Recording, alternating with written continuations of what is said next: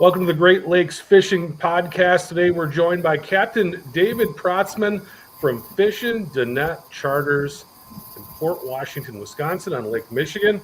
Captain, welcome to the show. Hi, Chris. Thanks. How you doing? I'm doing great. I really appreciate you joining me here this evening. You grew up around Port Washington. Can you tell me a little bit about how fishing Lake Michigan shaped you early on and what kind of hooked you on this fishery for life? Yeah, so I started fishing when I was young. My dad, he passed away a few years back, but he got me into fishing with my younger brother, Ben, and I. We fished a number of years on inland lakes and rivers primarily.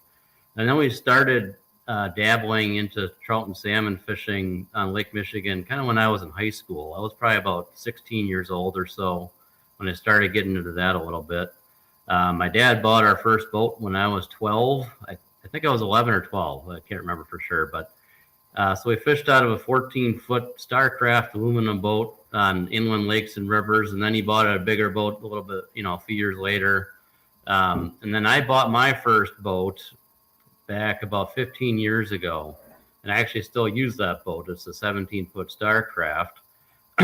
So with that boat, I started getting into Lake Michigan trout and salmon fishing probably about 12 to 15 years ago. I started getting more serious into it. And then the last 7-8 years, I got really serious into it. And just over 3 years ago, I got my captain's license and started doing charters part-time 2 years ago in 2024. And then about May of last year, I got laid off of my regular job. So I said, you know what? My long-term plan was to do the charter fishing full-time anyway. So I was like, you know what? This might have happened for a reason. So I'm going to start running charter trips as often as I can.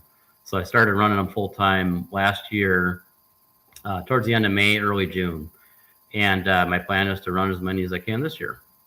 Yeah, that's excellent. And, I've got a friend of mine, kind of a similar situation. He had kind of a hobby business going and got laid off, and that was enough to push him into full time. And basically he's taken off from there. And it turned out to be the best thing that could ever happen to him. And I hope that happens to you and you get to really choose this career that you want to do. Tell me a little bit now, you're new to chartering for the most part, but tell me a little bit about what you've seen in all the years that you've fished. You've been a recreational, very serious recreational angler for a long time. Tell me about what you've seen as far as the fishery changing over that time. Yeah, so what I've seen is that the fishing overall has improved steadily. I would say about 5 or 6 years ago, the fishing was pretty good.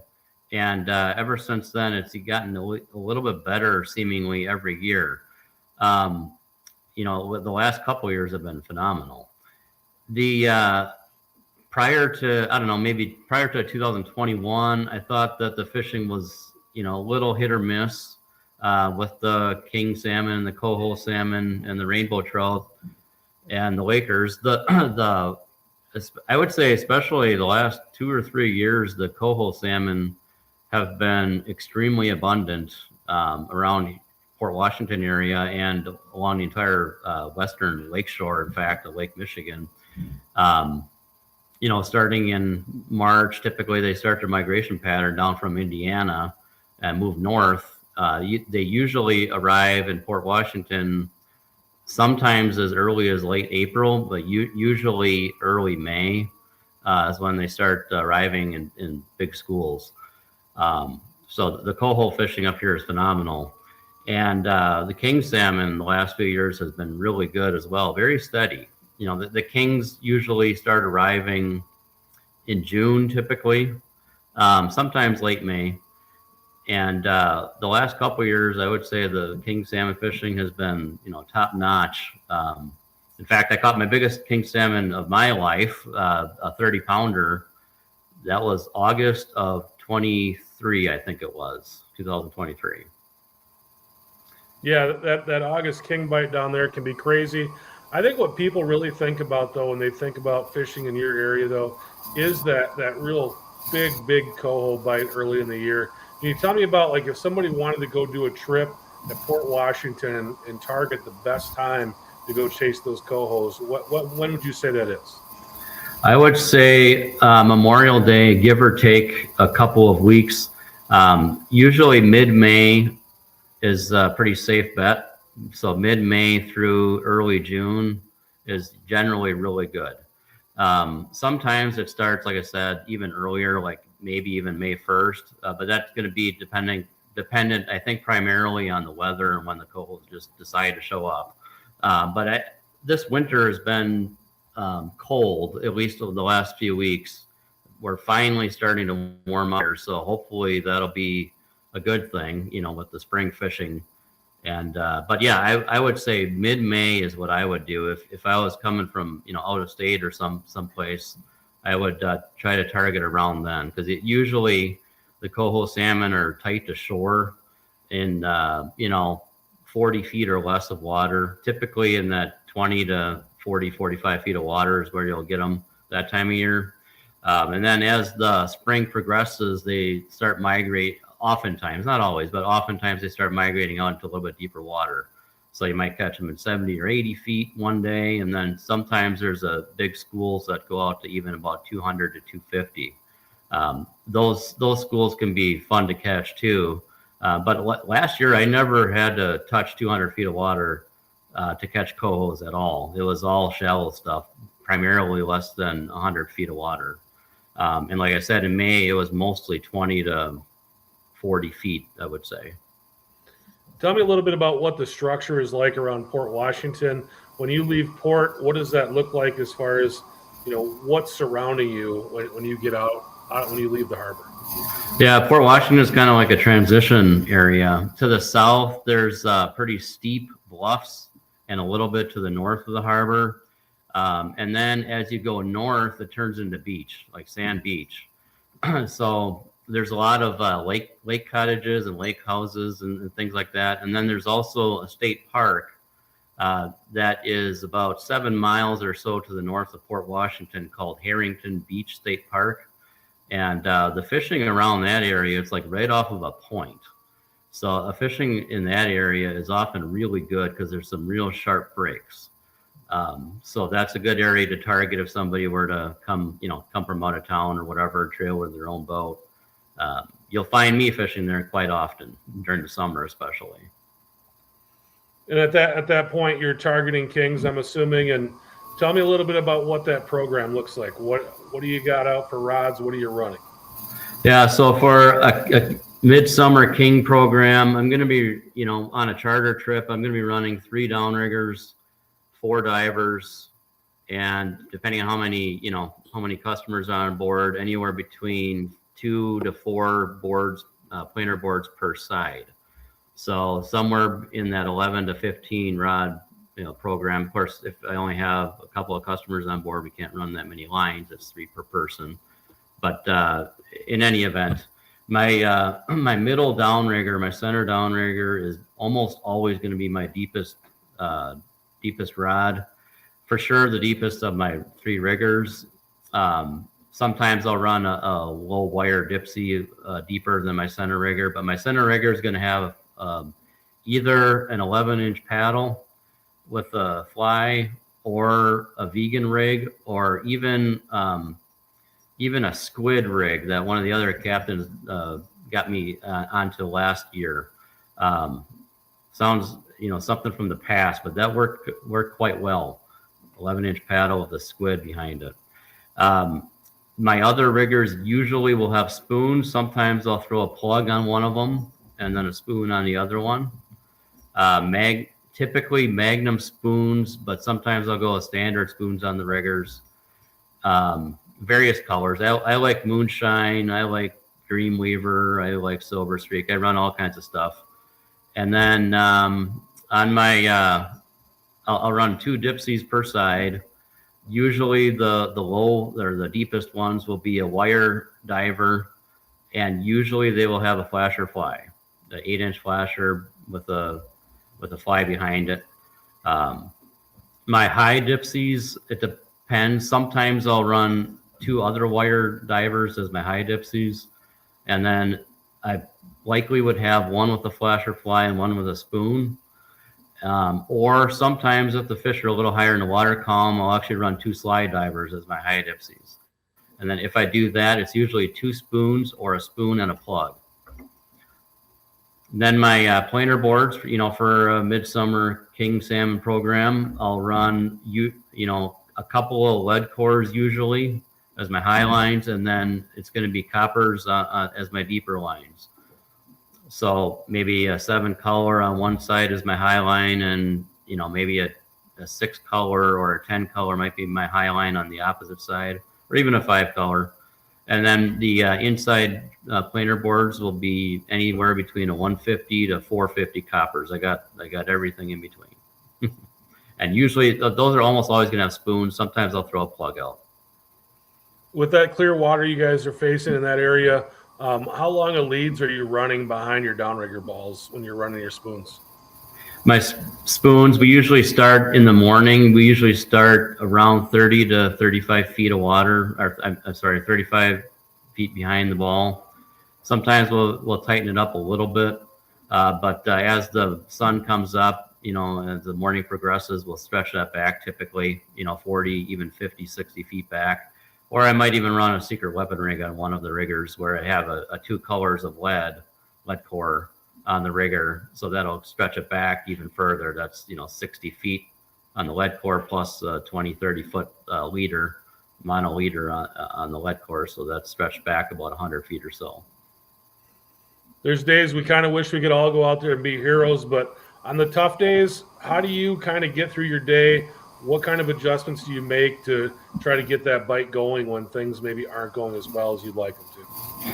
Yeah, well, hopefully I have a good joke or two to tell to pass the time with the customers. But otherwise, what I do is I try to run a mixed bag spread. I'll run, I'll throw a couple of spoons out that maybe a rainbow running high in the water column might hit. Put those on planer boards, stretch them way back and way out as far from the boat as I can. Sometimes I might, put a meat rig on a low wire diver and, put that down in the depths, 100 feet down, whatever it takes to get them to go. And I will constantly be, adjusting the depth on the downriggers.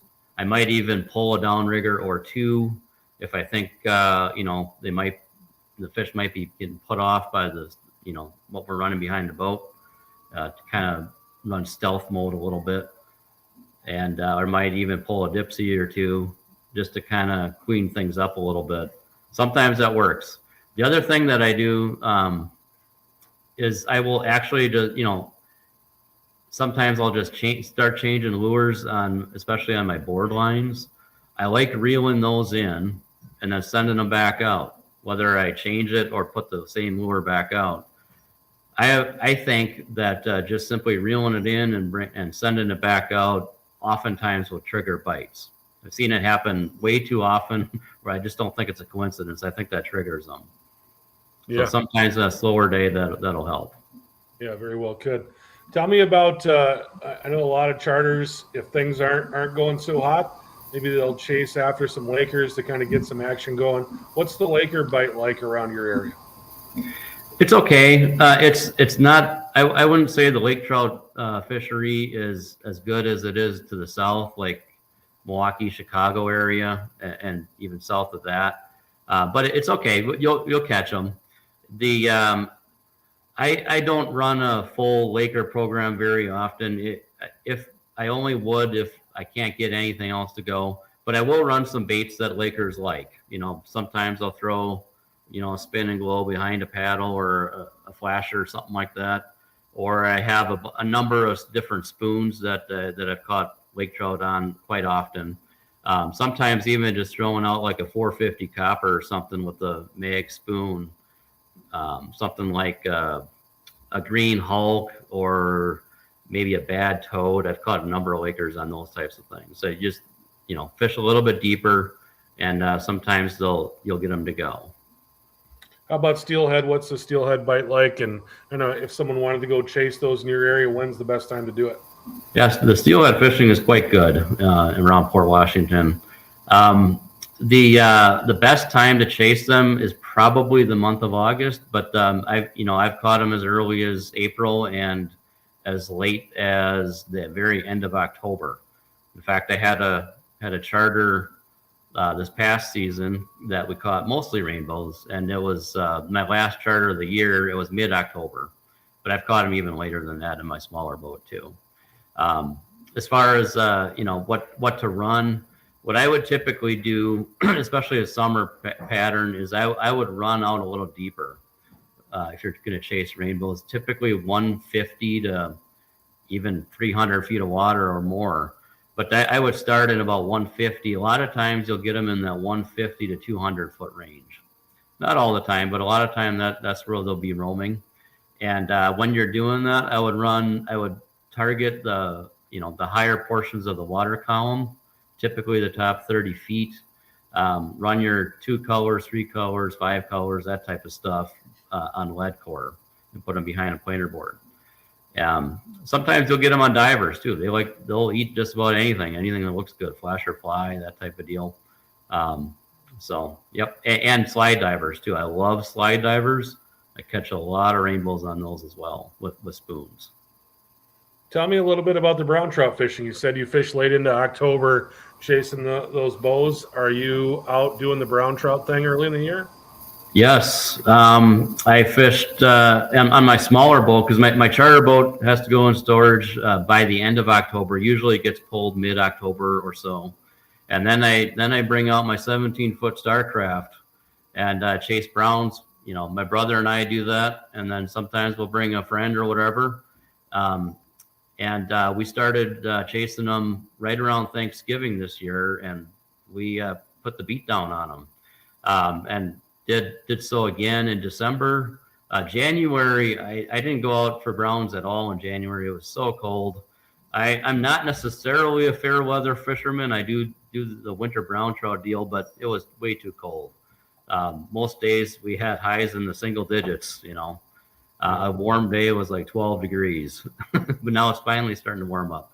And in fact, I'm planning to go next week with Chris Ingalls. I'm sure you know him from Dark Blue Charters. Yep, over Manistee. He wanted to give that a shot, so I gave him a buzz, and we lined up a trip. We're probably going Monday or Tuesday. Awesome. Well, that should be a blast. The brown trout fishery is really good out here. Yeah. Tell me a little bit about the electronics. What are you running for electronics, and how do you use your electronics to catch fish? Yeah, so I run mostly Ray Marine products on the charter boat. I have Humminbird on my Starcraft.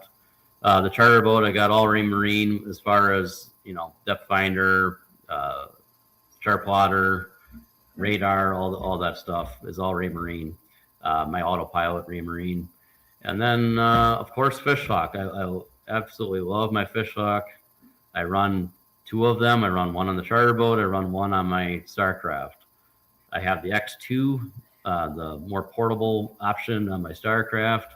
And I just purchased the new Ultra unit for the fish hawk for the charter boat. And I'm looking forward to using it this season.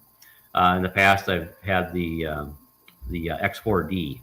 And that was a very good unit for me, but I got the new one with the double wide transducer. I got that installed on the boat a month or so ago, and I'm looking forward to using it out there all season. Awesome. One of the things that I've heard about you is you really like to do educational charters. Tell me a little bit about those and what that's like to go out on a boat with you on an educational charter. Yeah, absolutely. So I've done that a few different times. I will. A lot of times people just ask questions, and I'll tell them. I don't really hold anything back. I'll tell them what we're doing, why we're doing it, and then if we change something, but why we're changing it.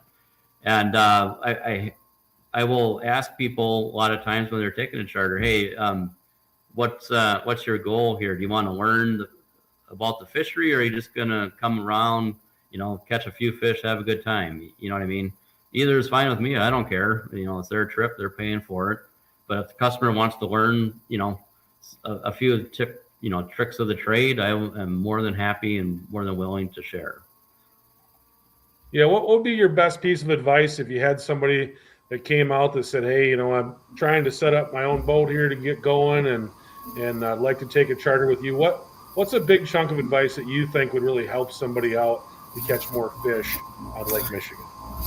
I would start slow. I wouldn't buy all the gear at once, because you can buy the wrong things or find out you bought the wrong things later, and then you already spent all the money on it.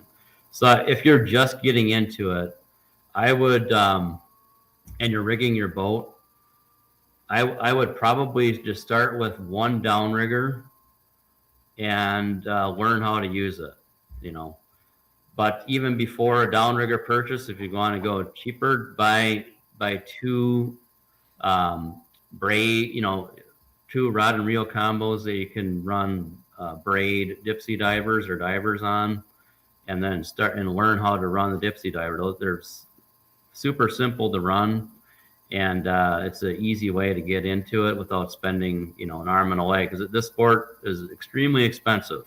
So start small.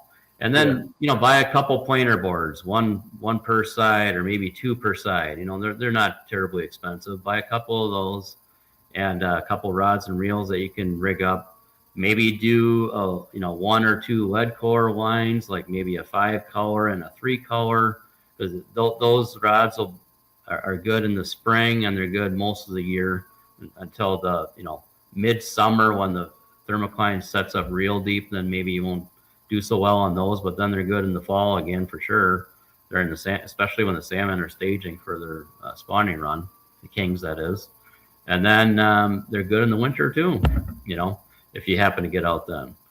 But so that's what I would do, and then start buying a couple rod and reels at a time, that type of deal, until you got a good setup.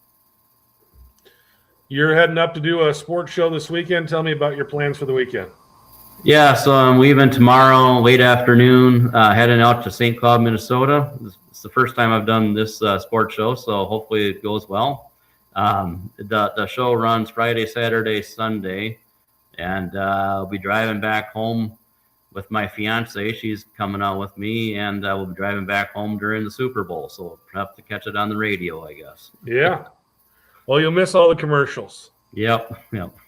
Captain, we're wrapping up here. Is there something that you wanted to talk about that I didn't ask you about today? No, I don't think so. I mean, like I said, Lake Michigan is a tremendous fishery. It can be very daunting, and it was for me at first, but if you're just starting to get into it, be patient. Booking a charter is a good idea to help learn, but if you don't, you can learn on your own. Watch YouTube videos like this one, like the Great Lakes podcast, and there's a million other different shows on YouTube, and maybe not a million, but there's several other ones that are good. I mentioned Chris Ingles, Dark Blue Charters. He's a good one to follow. I actually told him that I watch his show almost every week. I don't catch it live usually, but usually watch the recording, and I've learned some things from him. He's a very good, entertaining show for sure. Yep. Yeah, Chris is excellent. Well, I really appreciate you joining us. And if you want to find out more about Captain Dave Protzmann, you can go to fishindanet.com. That's FISHINDANET. Fishindanet.com. And you can find out more about Dave and his charter. I really appreciate you joining us, and safe travels up to St. Cloud this weekend. All right. Thanks, Chris. Appreciate it.